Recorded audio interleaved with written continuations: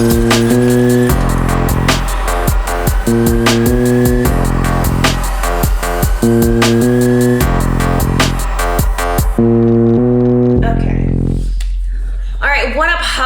Shubzilla, Bill Beats is over there, and welcome to the Broken Glass Podcast, a la the 999 Tour Edition. Yay, you. You made a choice, and it's a good choice, because you're listening to us, and we brought friends. Go ahead and introduce yourselves around. What up, y'all? I'm MC Snax. Very exciting. Oh, hi, I'm Schaffer The Darklord. Also exciting. Hi, I'm MC Lars. Incredibly joyful. Love. And I'm here, Bill Beats. Oh, you decided to talk this time. Okay. Well, how weird would it be if I did this podcast and I would just... Well, I mean, I could spend an hour just talking shit by myself. That should be a podcast we do, and I just don't talk. No, okay. It's our podcast, but I just don't interact. And that's exciting because you as a white cisgender straight male is then giving me the literal platform to just talk shit. Even though you've heard all of my gossip, over and over and over again. You know what's amazing is that I wrote out for our Indiegogo, I wrote out our script for it with all these talking points. And then I just kind of made her do it as we were recording it. The plan was for both of us to jump back and forth. Sure. And I was like, you just do it. I was so upset though because, oh, by the way, we have an Indiegogo, give us money because touring is expensive. But when we were doing the video, I had no sleep. We were both running on fumes because Bill Beats was working nights and I don't sleep. So I'm like, hey, blah, blah, blah, blah, blah. Meanwhile, you say this. Do you want to add anything? Nope, I'm just going to nod my head. We're in a tinted fucking car. I was driving, okay? Yeah, okay. I was busy. Yeah. All right. But yeah. I'm here for the hot goss. Oh my God, who's got tea? Who's got tea? No shade, no tea, no shade. Oh my God, yes. Let's see, so we're what, 3 days in? 3 days. Is that right? Yeah. Into a 15-day tour, 14 of which y'all are on. Yes. The only 14 days that matter. Can we start with what is Denver? I just want to know. What is Denver? Yeah. Yeah, okay, so, Can we know? yeah, we do 14 shows together, and then Lars and I bounce to do one final show. Yeah.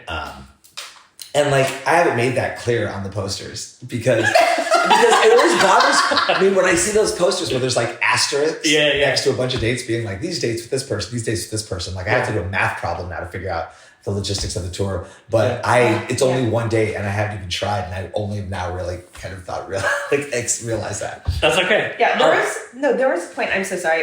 There's a point where we got the dates and we saw the poster, and I turned to Bill Beats and I'm like, we need to figure out Denver. What's going to happen? Yeah, we did the math real quick, and it was this is a 15-hour drive in one day. And then we saw a few emails back. It's oh, okay, we're only until Seattle. Thank Christ, because the Grime spouses and Momzilla would have you would have been fine, Bill Beats. I would have done it. Yeah, you would have. Denver's one town we haven't been to yet. Ever? No, I've never been to it. I have not either. Okay, so we've never been to it. We've never played it. Delightful motherfuckers there. There was a moment where it was we're going to Denver. But this is going to be a painful drive. Yeah. And then it was, we're not on it, which was absolutely okay. So it was thank God. Yeah. At least there's some relief there. Yes. Yeah. So Chris Ward Tour 2019. That was an experience. That was a month on the road. Started in North Carolina. Had a great show in LA where the guy North or South? We'll go with South Carolina. Okay. Had a great show in LA where one of the C-Lab guys covered the opening guy whose set was kind of generic and it made a funny interpretation. Chris was in good spirits and he introduced you to the world. He had a great interview with Kent Ward on the road. That's very true. So, did he? Yeah, do you remember in Arizona we jumped on a phone call with Kent? Oh, that's which was our first interaction with Kent. Oh yeah, that's right. The legendary Kent Ward of Ongaku Overdrive. Yes. Shout out to Kent. If you're not at the next show that Bill Beats and I are at, I'm going to find you. I know your middle name. Which is Boston in less than 12 hours. Yeah, exactly. He's from Boston? No. He's He's like in Florida, but to be fair, Yeah. the Bill Beats and Shubzilla story goes way beyond mid 2019. How did y'all get together? What brought the energy together? And what keeps your chemistry so strong together on stage? shared trauma. Wait a second, are we being interviewed by you? No, I don't. If you want. Oh no, it's okay, it's fine. Lars pulls his phone I want that out. hot He's like, goss. I've been recording. I've been recording. I'm sick of me like now Podcast talking about and you. tandem. I want that hot goss. Okay, what is Sorry. the hot goss? No, so You're good. so I met Bill Beats through my husband / baby daddy, Triple Aaron, and he's dope and a very kind person and incredibly patient, and you have to be when you are literally intimately involved with me, and it's very exciting. It's all right. No, it's exciting. Sure, it's been a decade. Okay, like I'm tired. We are at 10 years. Of y'all's? But yes. I'm gonna start crying. Dude. First album we put out was 10 years ago in October. Oh my god! Are we gonna do anything fun? Are you gonna take me out on a steak dinner? The answer is yes. Yeah, our first record was Dinner and a Movie. Which is Okay. what the name of it was. Okay, And, yes. Steak dinner, blood sport. Bloodsport. Yes. Classic. Kumite. Thank you, by a the good way, combo. in advance.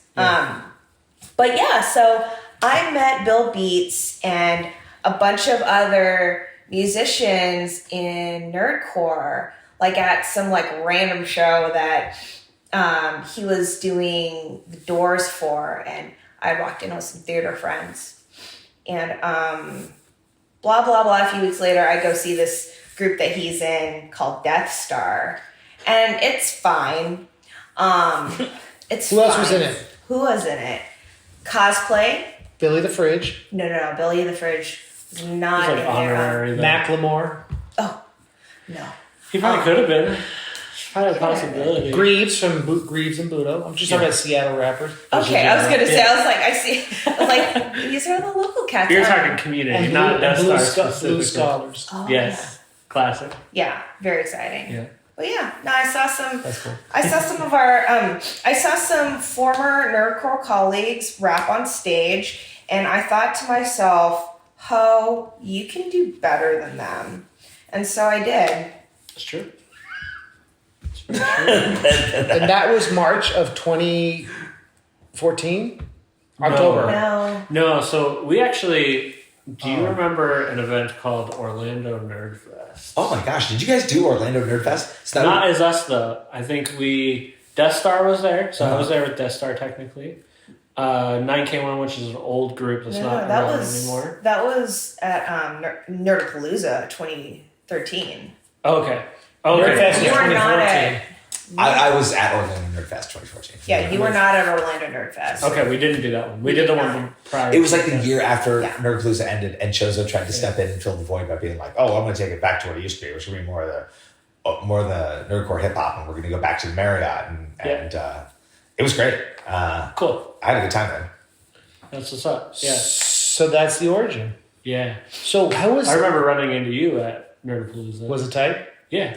That's Actually, tight. I didn't know, like, I knew who you were, but I thought that you were, like, the cool guy. Like, you were going to be like, I don't know them, I don't care about them. But you came up to us, and you were like, Death Star, Bill Beats. And we were like, how do Of you course I know know who Bill we Beats. I'm gonna cry. But here's my question. Oh my god! Say if you cry, then I'm gonna cry, and I seriously mean that. Like sympathy tears are a thing. We have a broad expanse of the American dream / nightmare, North American dream that extends from Newfoundland to Seattle to the Bay Area to the Midwest to New York, reflecting the beautiful kaleidoscope that is independent rap music. I'm just curious to hear everyone's story. How did we get a Canadian on this tour, and what's he doing? I talk about snacks. I know. Oh my god. Well, you started it. The conversation. No, the bringing a Canadian person on tour, and it's delightful. What do you like about Snax a lot? Well, I do appreciate that I can speak theology and philosophy with him. It was very exciting. We had a wonderful talk on the Lord's Day. We had wonderful talks anyways. Like, it's been like day 3, and we're just like He's a delight. And for those y'all motherfuckers who know me, you know that I just don't say anyone's a delight. In fact, I find 85% of people insufferable on a good day. Well, thank you. Can I just include that we're kind of messing up by not having Shorzy on TV while we're doing this? Is it all you can think about right Oh god, it would be pretty cacophonous to listen to. I've been obsessed. Well, leave it on mute, but you would just hype in the moments where you're like, "Hold on, we need to listen." Hold on, we just gotta unpause this. Fuck you, Shorzy. What if, what? wait, Schaefer. What's the Shorzy logo look like? It's just like a font? It's like a bulldog biting hockey stick and it's breaking in half. So why don't you have Coolsy do a Shorzy logo? There's a Coolsy, he's like biting corn or something. No, I'm not committing this much and this much energy. But doesn't Shorzy pop sound like culture Coolsy? tribute, pop culture tribute just because I like the show. But Shorzy sounds like Coolsy. the names are similar, sure. And they're both things you like. I do like Coolsy and I do like Shorzy. But does Coolsy like Shorzy? I don't know. I haven't talked to Coolsy about Shorzy. Call him. Should we text him? What time is it over where he's at? Does Joni love Chachi? It's Yeah. It's an hour earlier. I'm not. Okay. We don't have to do that. Snacks, how'd you get started? Why are you on this tour and how's it been? Oh man, well, That's good, right? first of all, thank you, Shubzilla. You're a delight. All you homies are delights, and I'm just Yeah, that's so exciting. I'm happy to be here with you guys. And yeah, man, me and Lars started doing some songs together back in 2017, Lars. Yeah. Yeah, 2017, and I've been a fan of nerdcore. I grew up nerdcore and started making music a while ago, and started just getting to know people in the scene. And here we are, 2024. Lars and Schaffer asked me to be a part of the 999 tour, so took a 9-hour drive, an 8-hour ferry, and then an 18-hour drive. So And you were on an 8-hour ferry? God. yeah, you sleep overnight on the ferry. Oh, that's hype. That's hype. Did you see any weird animals? No, actually, and I didn't see any animals in Newfoundland. Pretty much all you got to worry about driving are moose, and I didn't see any, which is I'm grateful for. But humans are animals. That's true. I did see human You beings, saw humans on the Homo boat? sapiens for sure. Honestly, you were on a boat for 8 hours and you didn't watch Shorzy. And that's Because he wasn't on the shore. Because he hadn't yet come to the States and listened to me scream at him the merits of the show. Which is great. Do the voice. It's so great when you really like something, or a person really likes something, and they come at you and they're like, "Hey, have you seen this show?" No, I haven't seen it. Great. I'm going to give you a synopsis of the main characters, and I'm going to quote a bunch of shit out of context at you and constantly tell you, "No, you'll love it. We're going to watch it." I hate when people do that to me, and I started this new stage of my friendship with Snax by doing that exact thing aggressively about this show. I've been enjoying it. So dumb. Okay, That's a Shorzy thing. Yeah. Okay. He says it hella. So Snacks, who's your favorite nerdcore artist that's not in this room? Oh, that's a good question. Favorite nerdcore? Because obviously Lars. I know who it is. Yeah. Well, actually, Schaffer might be the best according to Schaffer, but Is he a bald Berkeley guy? I do love Front a lot. Yeah. And we're a burglar, Atlantic Canada too. He's from Nova Scotia. have you done a show with him? Yes, actually, he came That's to St. what's up. John's in 2019, and I opened up for him. He was doing a Canadian tour, and it's super cool. He's the homie. I haven't met him. I have nothing against him. He was in our town at one point though, and it was on a night that I was busy, and everybody ended up being busy, so none of us went, the whole community. And we definitely all felt really bad about it because we were somebody's going, What's somebody this? Trade it. long time ago. Okay. And he was in a city that wasn't in the main city. He was out of kind of maybe an hour and a half away from us. Yeah. And he wanted everybody to come out, and I guess all of us canceled, and we felt so bad. And I'm sure he was probably bummed because all the people that he knew online didn't come out. Yeah. And so ever since that day, I go to every show. Of War Burglar? No, he hasn't come back yet. That was a while ago. Because we all Made didn't back. show up because we're a bunch of cunts. Well, we were young and stupid, and we just thought everybody would come to the town again and again and again, not No. really thinking that. Hey, he might be here once in the next 10 years. Who does a lot of his production, more or less? It was. I think so. He did like he's done some collaboration because that's like I think the whole Backburner crew. I'm not really sure of the ins and outs, but he used to have Beat Mason a lot, and then Fresh Kills. Did some stuff. Yeah. And what a joy! What a delight! Teen Burger, 100%. I don't know if I've ever heard of. Oh, you do. You know Teen Burger. Yeah. You may not know Socks that. and Timbuktu. Oh yes, 100. Okay, yes, absolutely. What a crazy scene in Nova Scotia, right? Yeah. Here's the weird connection. Shubs and I, our first set together was opening for Teen Burger. Really? That's right. Yeah. And Uncle Fester was DJing, and he didn't have his turntables. And he was like, "Can I use yours?" And normally I'm like, "Absolutely not." You know, like I don't know any of these people, right? But he was so chill and just like, "Hey, I respect what you're doing. I don't have my turntables on. I'm sorry for asking this." Like he understood, and he was like, "Could I possibly use this?" And I was like, "Absolutely." Uncle Fester. Yeah. Wasn't one of the Def Jux projects called the Addams Family? Yeah. So does he DJ for them? No. But Uncle Fester, you know what I'm saying? He should though. They're from New York though, and he's from Toronto. It's pretty far away. But the East Coast, it's got love for the Addams Family because it's this whole comedic gothic things like they're pouring oil on the carolers. You know what's wild is that I've known about the Addams Family as the rap group that is since I was a teenager. Before you and I never actually put together that it was the Addams Family because Like I think it's spelled like atoms, like particle ADD, atoms. Yeah. And my brain was always like, oh, it's a particles joke or whatever, a reference to that. I didn't even think about the TV show. Wait, what about the particle? What do you Until what now? Yeah. Wait, what's up with the particle? Are you Because I've always read it and it's not You spelled surely had a atoms. conversation. You've heard spelled somebody like else say your name. atoms. Huh. Yeah. Oh, I didn't even know how it was spelled. So here we Yeah, go. I was reading. But like, that's probably the most famous cinematic blockbuster property to ever come out of the New Yorker cartoons. New Yorker. Is that Oh, the that's right. original? The New Yorker did that, I think. Yeah, that was Charles Adams' little thing. Yeah. What did you think about the new Monsters movie? Did The you guys Rob look Zombie at it? one? The what? Rob Zombie one? Yeah. I didn't see it. He made one? It wasn't good. I don't think it was. It just missed the step. Not that that's the Addams Family, but I didn't put them together. Wait, did the Monsters come first before Adams Family? I don't know. No. That's a good question. Really?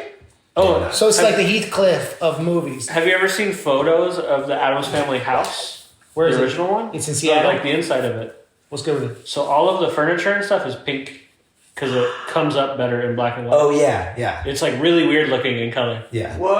Oh Yeah, my God, on I purpose want though, this so that the house. wood top in black and white. I Wow. want Yeah. this furniture. That's wild. What would Yeah. you do if you woke up and Lurch was standing over you and he had a big old hammer and he said, "Let's freaking make some tomato juice"?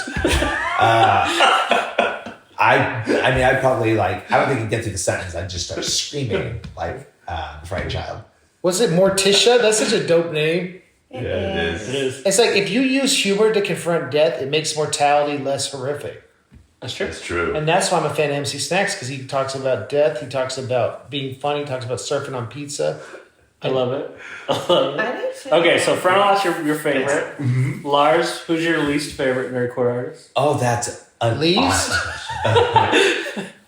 I mean, yeah, I love nerdcore so much, dude. This is like literally the Sophie's choice of questions you could have asked anybody on this couch. You know what The my nicest nerdcore artist. my most polarized. I had two very polarizing things on Facebook the past few months. One of them was, let's be honest, Star Wars is pretty overrated, right? Yeah. Got a lot of hate for that. And the second one, my second one was my second Lost was when half his audience. my second one that got Raheem calling me to be on his show to clarify on Twitch was when exactly did nerdcore fall off? Ooh, That got a lot of that's a deep one. That's a t-shirt. You should sell that. I as a think they're all t-shirt. great. Did you do Raheem's show to talk about it? Yeah, I was on it live and stuff. I'll tell you why I like certain rappers. Or that's boring. Who if you could tour with any artist? Me? Yeah, who would it be? Shubzilla, Bill Beats, That's happening. Snax, and Schaffer. I like it. I like it. Yeah, but it's also fun to tour when people come out. You He's know? saying that now. Give him a couple more days. He'll be like, I regret every bit of this. It's fun. You know what it is? You know what it is? I think it's like when you get to tour with people you like, it's special because when you like the people you work with, because like so much in the music industry, you have to tour with bands that are whack or whatever, just because your label told you to. And when you have no label, You have no mainstream push. You have a very slim profit margin. You just have fun. Absolutely. That's what so since that Chris tour, and we had a great time on the Chris tour. Oh, yeah. But we didn't know Chris. Like, we'd never met him before that. I think, like, well, maybe I'd seen him live, but I never interacted with him. So he didn't really know me. I don't think he knew you. No. And we had a blast. Yeah. But when we came out of it, though, our big thing that we put in place was like, let's make sure that when we tour with people that we're friends with or that we like, right? Mm-hmm. And it was like, let's not just run a tour just because. Like, let's hang out with people that we want to hang out with. Yeah. Because it always turns into that. It's like, well, let's go get food. Let's go do this. Let's go do that. Mm-hmm. And like, when you tour with somebody you don't really know, you don't really hang out with them. You're just like, hey, coworker, and that's kind of a bummer. And it's not a bad thing either, because shout outs to MC Chris, because he took us on our first national tour. Yeah. And we learned quite a bit, which was tight. My merch game, fucking presentation has only gotten better since then. So I'm very excited. But we've done regional tours with friends and family before. Mm-hmm. And I think being on that tour definitely set us up for other tours, and also tour. And also to other events and conventions that we ended up being a part of. It's very true. Even now, on this one that we are blessed to be in, the way we fucking pack is just all the things that we are organized. I'm a hot emotional mess. You are calm. But you know what? We didn't forget I didn't forget my mic today, last night. It's very true. I don't know. See, I wasn't going to blame you. That's fair. Wait, did someone forget their mic? Not you? I forgot my mic at home. On this tour? No. When we, so we're on the plane, and I'm already a nervous wreck, and I'm trying to think of things to not get me scared for takeoff. And I turn to Bill Beats and I'm like, is my mic in the bag? And he has this look of, I don't think it made it. Yeah, you were like, this is probably terrible timing to ask this. What'd you do? Did this make it? We stopped at Guitar Center in Virginia and bought a microphone. Yeah. I just wanted to point out, though, I was pouting and scowling for a good 15 to 20 minutes. And then I noticed you pulled up your phone and started, doing things. And I'm like, he's fixing this for me. I'm so spoiled. And we should mention y'all have an Indiegogo. We do. Mm-hmm. Yeah. So that for unexpected expenses. Yeah. Exactly. Yeah. Yeah, but we got it all figured out, and it wasn't our first rodeo leaving my microphone somewhere. That's true. That's very true. We left it at a venue once in Houston. Did you get back? Yeah. We did. Yeah, the venue mailed it back to us. Oh. They were such saints. What was that? The Star Lounge or the Star something? Astro Lounge. Astro Lounge? I don't know. I'll be saying that. I don't know. It was in Houston, I think. Houston or Dallas, one of the two. Yeah. Super chill venue. It was really fun. Yeah. The only problem though is they wanted to put your microphone receiver somewhere different than we normally do, which is why we forgot it. Normally it's next to me. Mm-hmm. That night it wasn't, so it didn't make it into anybody's bag on the way out. So yeah. But they mailed it to us. All right, and that was so sweet. That is awesome. Yeah. Mega Ran was once in New York and playing a show in Brooklyn, and he forgot, while loading out, forgot a suitcase on outside of the venue, and some guy just was going to the bar, found it, and took it home with him. Instead of I think leaving there, he just took it home with him and happened to live in my neighborhood. And he found one of Mega Ran's cards in it, called him, and they coordinated and was like, my friend lives in your neighborhood, and I went and met up with this guy and picked up his bag and sent it back to him. But That's it had his wireless mic. It also had this metallic blue chainmail microphone sheath. It's made of like a sword. Oh my god, what? That's amazing. Yeah, there was amazing. Yeah, there was an old Famicom unit in it too. And all that was returned? Yeah. Yeah. That's That's awesome. Oh my God, there are great There- people in this world. Yeah. still. There's good people in New York. Yeah. New York gets a bad rep. Are there more good or bad people in this world? Good, probably. I don't know. I think it's- everybody can be good and bad. I think there's like Yeah, that's. and I think everybody's depiction of what good and bad is different. So basically, it's like like good Oh, and bad, Interesting. good and evil, whatever. It's just pretty much a spectrum depending on like your ethos and what you've believed in and what would you consider to like what your ends justified means would be. Yeah. Absolutely. And I will say nothing more about that than that because I will incriminate myself. Well, are you supposed to respect other people's moral codes and stuff and how they see the world? Yeah, As I long think as they're you not, gotta like- follow your own as the primary, and then Yeah. that's your base level, and then as long as everybody else is not too far under or not too far over, I think you're good.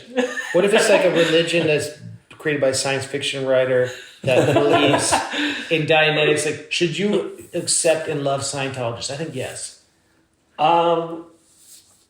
Yeah, absolutely. I don't think there's any issue with that. Are you having like new feelings about Ron Hubbard and Scientology, or is this No, something it's just- is it something that you've been like kind of thinking about a lot lately? Because I noticed it's come up a lot. Past 2 weeks, someone wanted to use my Scientology song for a documentary, and then like a week, I said, no, I'm not trying to do that song. Then a week later, someone emailed me and said, I want to interview you for a book about artists who spoke out against Scientology. I was like, what is with these emails coming in? And I'm like, maybe I need to just publicly say, like, I don't have anything against Scientologists, but you shouldn't boil people in the bathtub if they're not feeling your religion.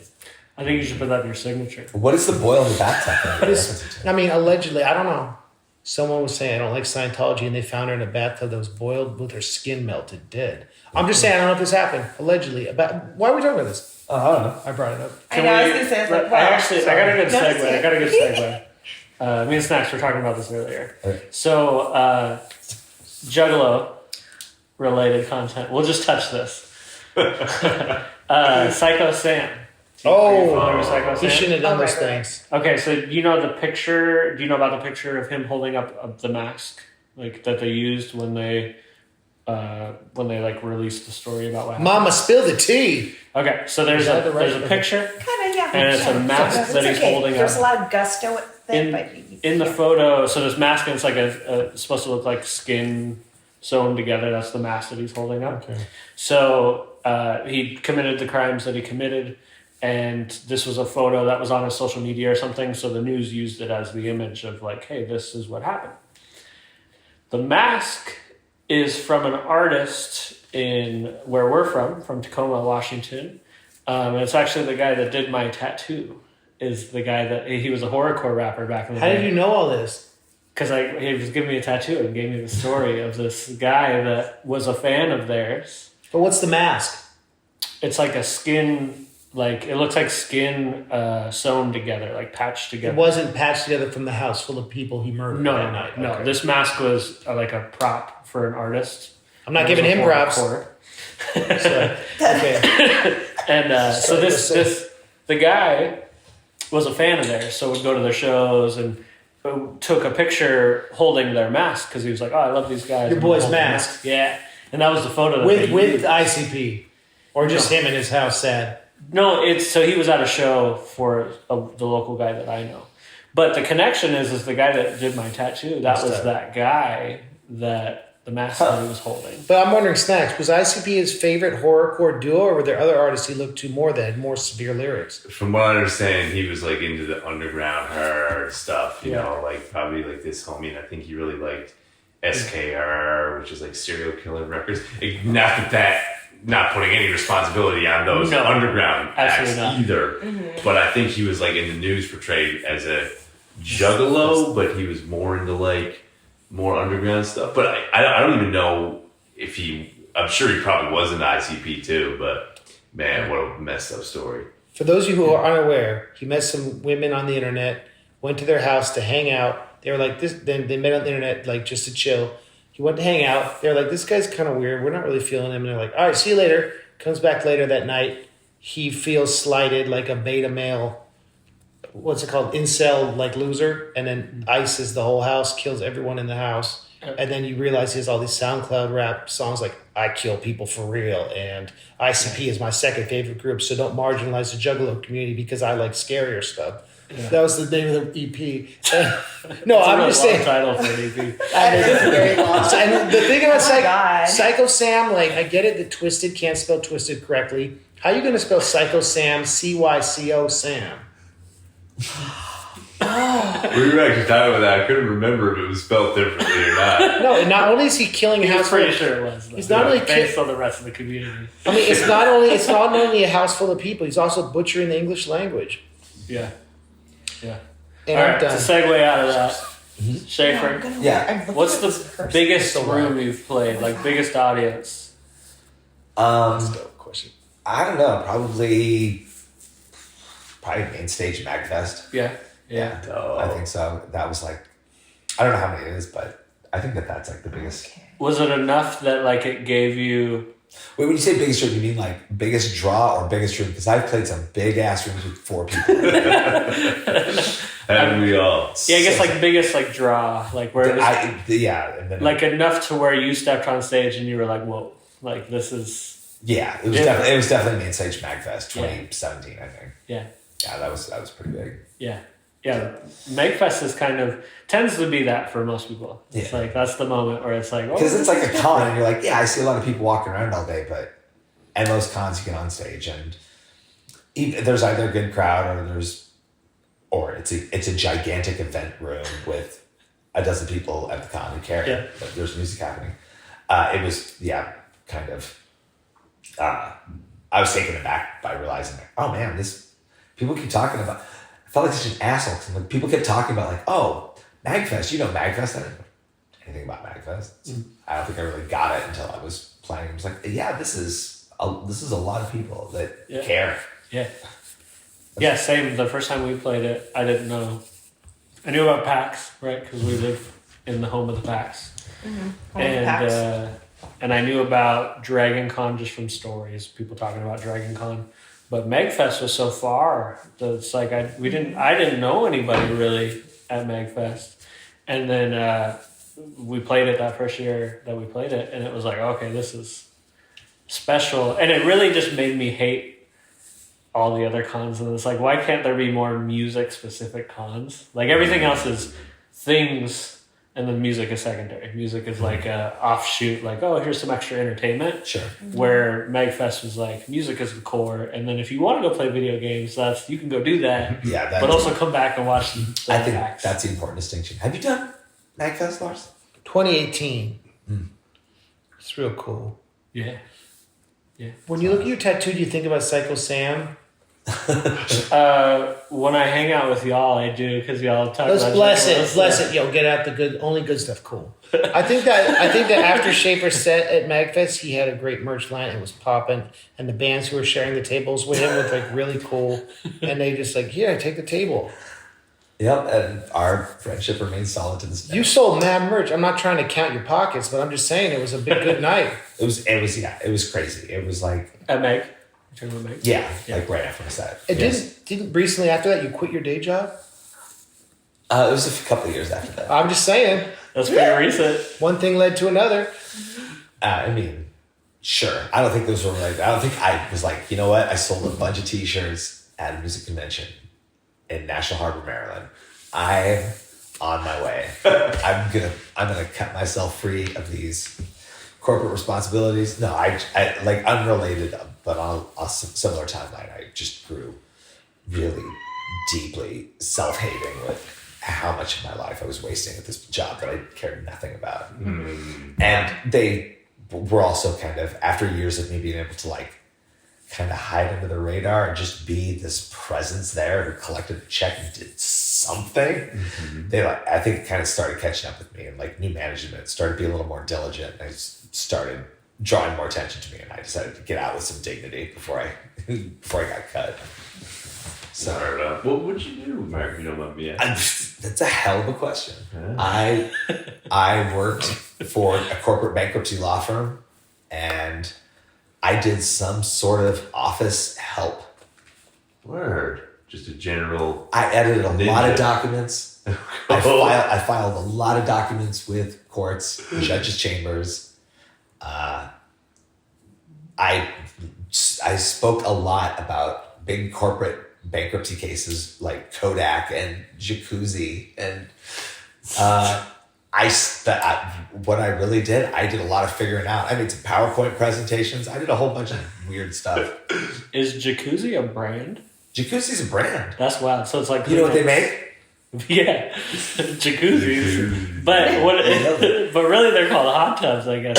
Right. But Jacuzzi's a brand. It's Kleenex. Like Kleenex, yeah. Or Xerox. Band-Aids. Xerox, yeah. Band-Aid's another one. I mean, I know growing up in the Midwest, the Beastie Boys were really influential on you. I'm just curious, were there any music videos shot in the vicinity of where your day job was, or by any influential bands?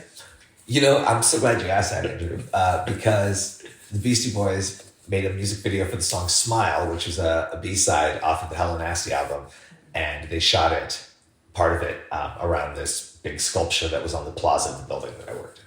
Oh, weird. That's crazy. And I lost my mind when I realized that. I'd worked there for a couple of years. Yeah. Just one day. I just somehow hadn't seen the video for Smile.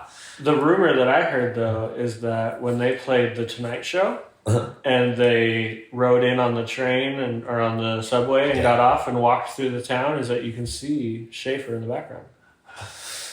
For real? Let's just make it so. Yeah, that's Dope. that's Is what I that heard. from Vieira now? That's what I heard. Oh. Dope. I don't know who I heard it from, but It was probably Lars's cat.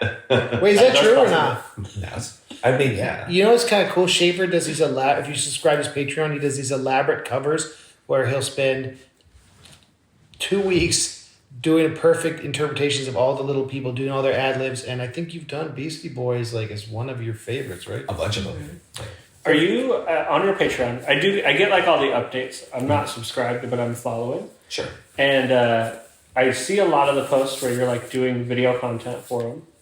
Are you doing video content for the covers or just for original stuff? Just for original stuff. Okay, because you put a lot of time into your costumes and backgrounds. Yeah. I do. I got a lot of wigs. And Just the screenshots alone, I'm like, this looks amazing. Yeah. I really kind of like, I had a lot of fun during those first couple of years, or at least that first year and a half of quarantine. I really had a lot of fun with live streaming stuff and getting to cash in on this kind of sick cache of costumes that my partner and I have combined.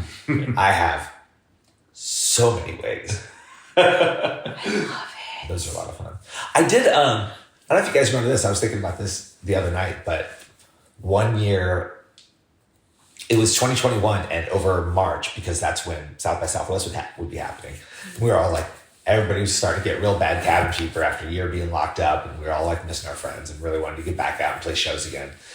It was that month I did a live stream show that was like a one-man South by Southwest where I did performances of all my friends' songs, and I would either wear costumes as them or I would wear their merch. Do you remember this? I did Broken Glass. I did Yeah, I remember that. I did Yeah, Mr. Raven. yeah. I have a full costume of you because I wore that on tour with MC Chris and did a show in Ann Arbor on Halloween.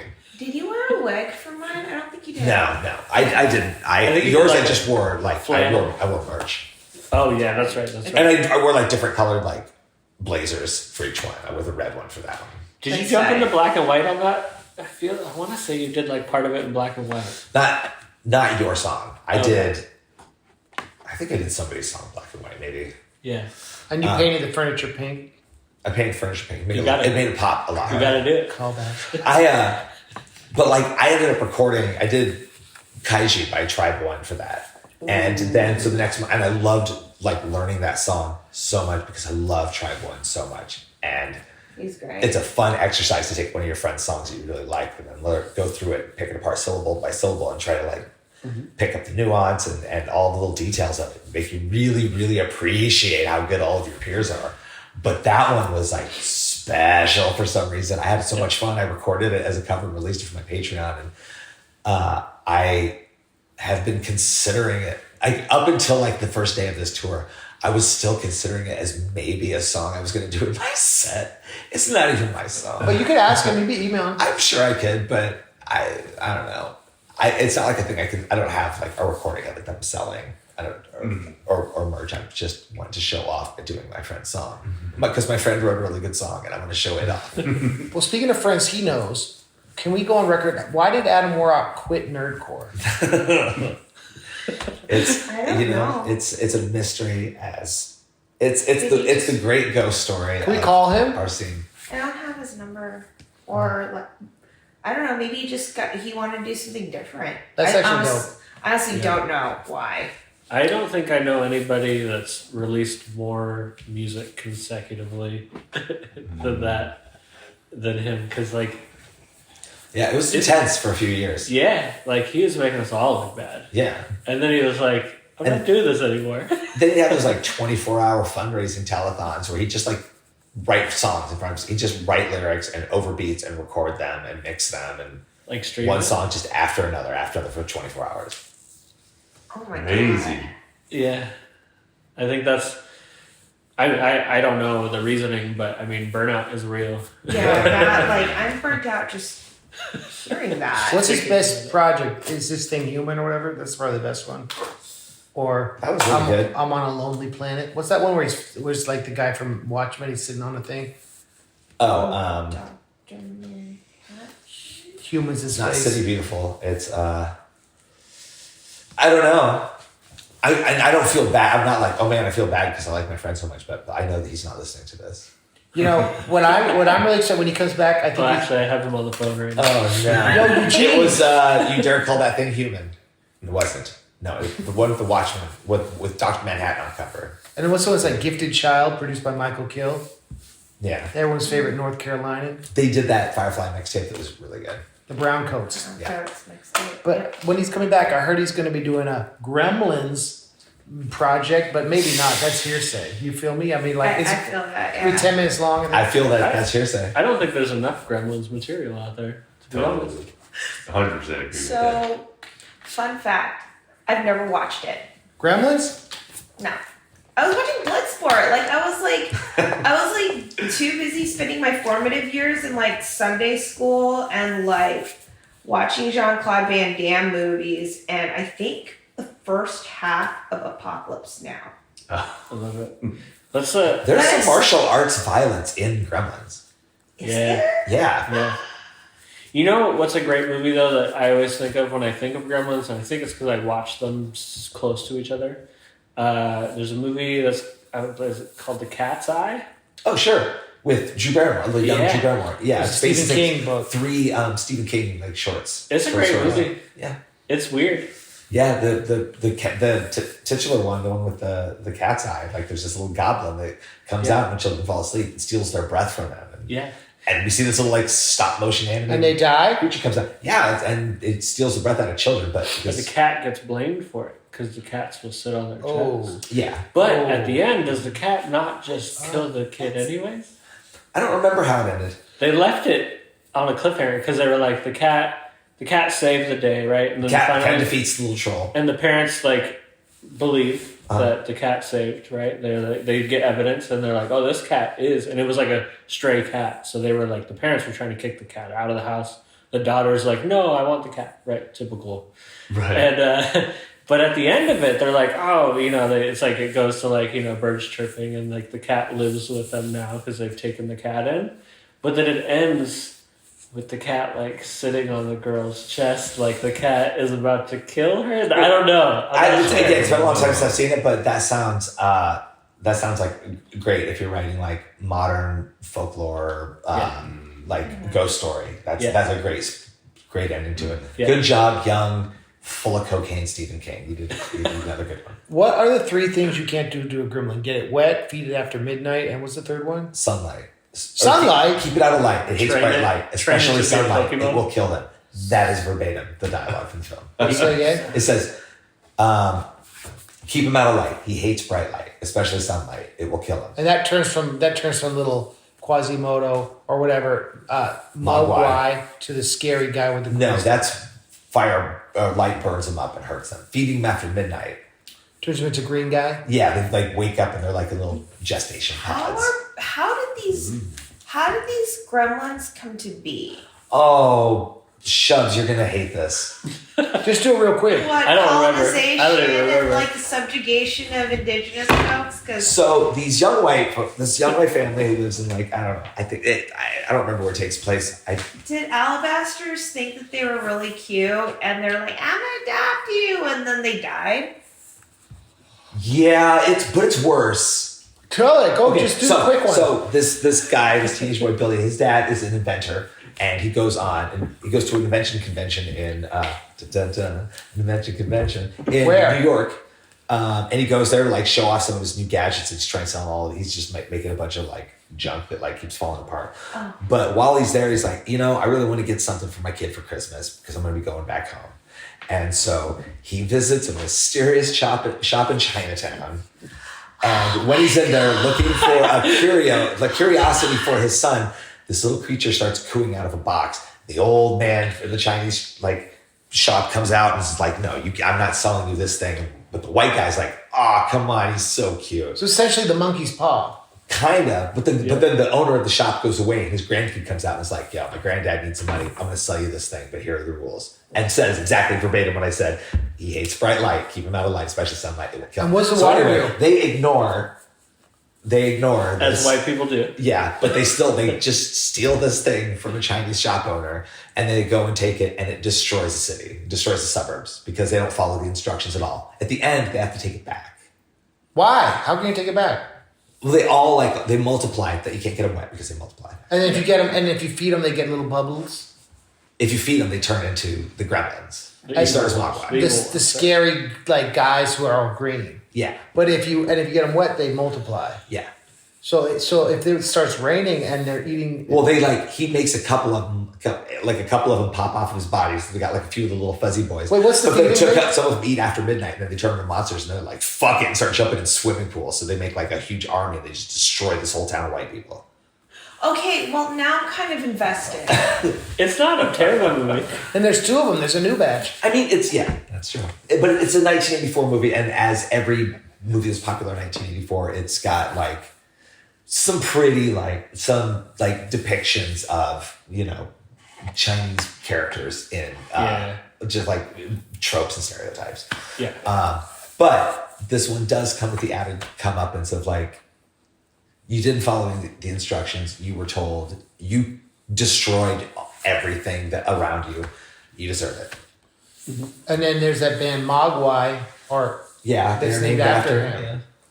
Yeah. But why is he so cute though? Because Gizmo, the main Mogwai, He's a good one. Adorable. Gizmo is a Mogwai? Yeah. Huh. Were they connected to Furbies at all? Like, as No, a they child, just- I was Furby just like, kind of- this is the same Furby thing. kind of like did a little. The same They time. kind of bit the look of the Mogwai a little bit. Yeah. But you see the spheres and you're thinking, my humps. You think of Fergie. Good connection. I can say like pretty confidently, I have almost zero. I would say about 0 times I've thought of Fergie. Was it Spielberg?